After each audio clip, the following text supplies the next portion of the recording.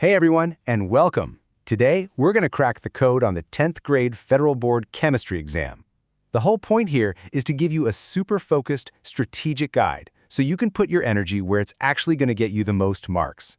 So, are you staring at that huge chemistry textbook and just feeling totally overwhelmed? Yeah. If you're not sure where to even begin, trust me, you are definitely not alone. It's a massive syllabus. But that's exactly what this is all about, turning that confusion into a clear, effective battle plan. We're going to focus on the key topics that'll set you up for a fantastic score. Okay, so first things first. Any good battle plan starts with knowing what you don't have to worry about, right? This is all about studying smarter, not just harder. And we are starting off with some seriously good news. You can go ahead and completely cross Chapter 1 off your study list. It's considered formative, which basically means it's not going to be on the final exam. How great is that? That's one chapter down already. All right, now that we've cleared some space, let's talk about building your foundation. These next chapters cover the absolute core principles that pretty much everything else in chemistry is built on. You've got to master these. In Chapter 2 on matter, you need to zoom in on the essentials. Pay really close attention to the heating and cooling curve. Seriously, this is a classic long question because it tests everything at once. Can you graph data? And can you explain the energy changes? Master it. And for sure, make sure you've got the gas laws down and that you can clearly explain the difference between evaporation and boiling. All right, next up, we've got a couple of heavy hitters, stoichiometry and kinetics. Let's start with stoichiometry, which I know sounds complicated, but it's really just about measuring the ingredients in a chemical reaction. Here you absolutely have to understand the difference between a limiting reactant, the one that gets all used up, and a non-limiting one. You'll also need to calculate formulas and yields. And a question they love to ask is why the actual amount you make is always less than what you calculated. Then there's kinetics. This is all about speed, how fast reactions happen. The key things to know are how temperature affects the reaction rate and how to see that relationship on a graph. Okay, the foundation is built. Now we're heading into the engine room of chemistry. The specific reactions, the formulas, the structures, this is the stuff that really drives the exam.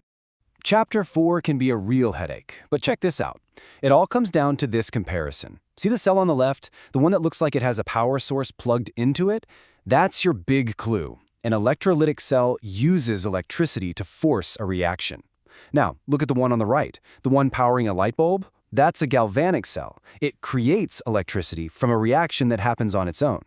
If you can remember that visual difference, you're halfway there.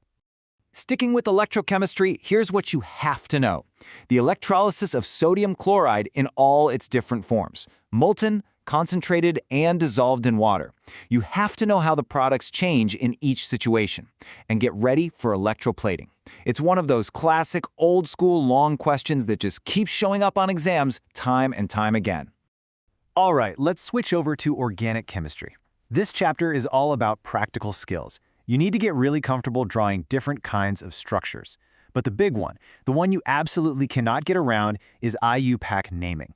It's the universal language for naming compounds, and you've just got to practice it. They'll show you a structure, and you'll have to come up with its official name. Oh, and definitely know your esterification reaction. You know how all those fruity smells get made? Okay, let's bundle a few chapters together here, all about hydrocarbons and related stuff. First, you need to understand alkenes, not just what they're like, but how you make them. A super common question they'll ask is to tell the difference between saturated hydrocarbons, with only single bonds, and unsaturated ones, with double or triple bonds. Then for the other compounds, really narrow your focus to how ethanol is made and the most important reactions of carboxylic acids. All right, we've been deep in the theory. Let's pull back a bit and talk about the real world. These next chapters are all about how chemistry shows up in the materials and systems that are all around us every day. For these chapters, just hone in on a few classic questions. For salts, they almost always ask about electrical conductivity. You need to explain why molten salt is like a superhighway for electricity, but solid salt is a total dead end. Hint, it's all about whether those ions can move around freely.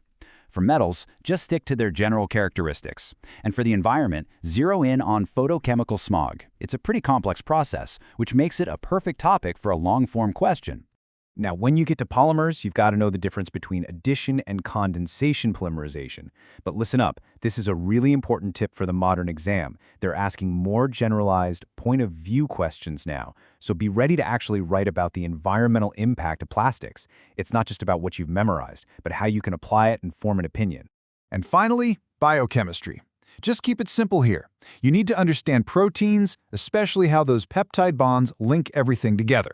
Know your vitamins and where they come from. But hey, a little pro tip, only write down the sources you're 100% certain about. And, of course, have a good handle on the different types of lipids. Okay, we've gone through all the key topics. But now for the most important part, the actual strategy. With limited time, where should you be focusing to get the biggest bang for your buck? So take a look at this. Based on analyzing tons of past papers, this is how you should be splitting your time.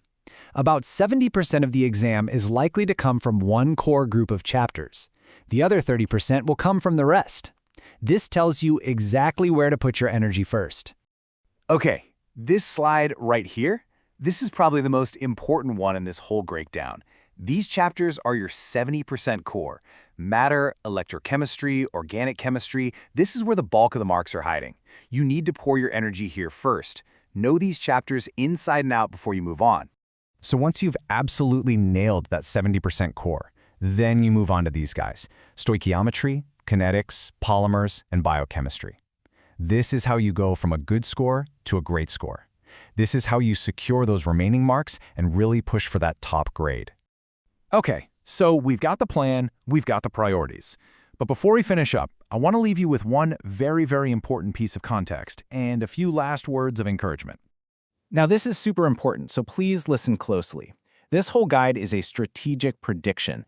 It's based entirely on analyzing what has shown up on exams in the past. It is not an official policy from the federal board. It's an educated guess to help you focus, but you have to remember, a guess is always a guess.